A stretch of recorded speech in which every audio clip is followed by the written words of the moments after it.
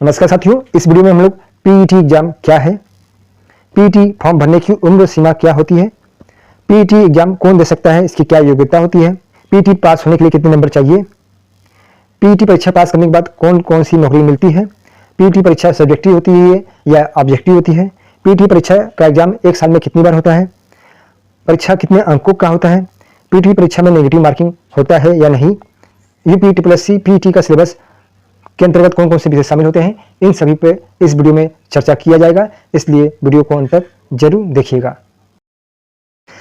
PET exam क्या है? वर्तमान समय में सरकारी नौकरी की तलाश करने वाले अभ्यर्थियों की संख्या काफ़ी अधिक है। इस कारण से प्रतिस्पर्धा काफ़ी बढ़ गई है। अगर हम उत्तर प्रदेश लोक सेवा आयोग की बात करें तो 6 मार्च 2020 में आयोजित एक बैठक में यूपीटीपीएससी परीक्षाओं के लिए पेट एग्जाम की शुरुआत करने की घोषणा की गई है, जिसमें ग्रुप बी और ग्रुप सी के सभी पदों के लिए प्रारंभिक परीक्षा को एक कर दिया गया है और उसका नाम रखा गया है पेट एग्जाम। पेट का फुल फॉर्म होता है प्राइमरी एलिजिबिलिटी टेस्ट, जिसे हिंदी में कहा जाता है प्रारंभिक पात्रता परीक्षा कहते हैं इसे। पीईटी फॉर्म भरने की उम्र सीमा क्या होती है? यदि आप 18 से 40 वर्ष की उम्र सीमा में है तो आप पीईटी का फॉर्म भर सकते हैं। इसके अलावा पीईटी सर्टिफिकेट कितने वर्ष के लिए मान्य होता है? पीईटी सर्टिफिकेट की वैलिडिटी 1 वर्ष की होती है। इसका मतलब है कि अभ्यर्थी जो पीईटी परीक्षा को पास करेंगे उनका पीईटी परीक्षा का स्कोर 1 वर्ष के लिए मान्य होगा। इस दौरान उसे बार बार पीईटी परीक्षा देने की जरूरत नहीं होगी। पीईटी एग्जाम कौन दे सकता है या पीईटी एग्जाम देने की क्या योग्यता है?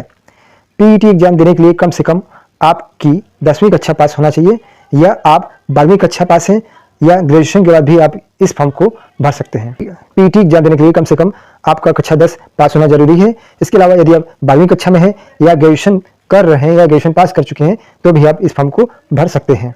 पीईटी में पास होने के लिए कितने नंबर चाहिए? तो पीईटी में पास होने के लिए कम से कम आपको 70 से लेकर 80% तक का नंबर होना चाहिए। पीईटी परीक्षा पास करने के बाद कौन सी नौकरी मिलती है?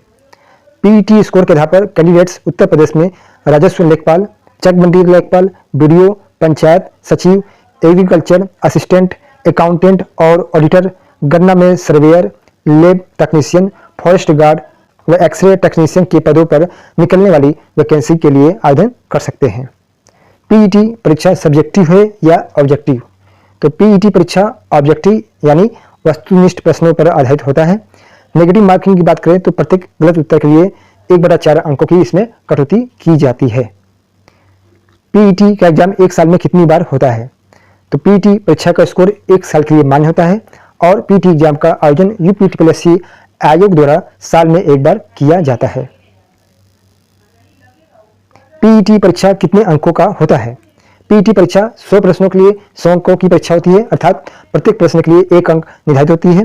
परीक्षा का जो समय होता है वह 2 घंटे अर्थात 120 मिनट होता है। पीईटी परीक्षा में नेगेटिव मार्किंग होती है क्या?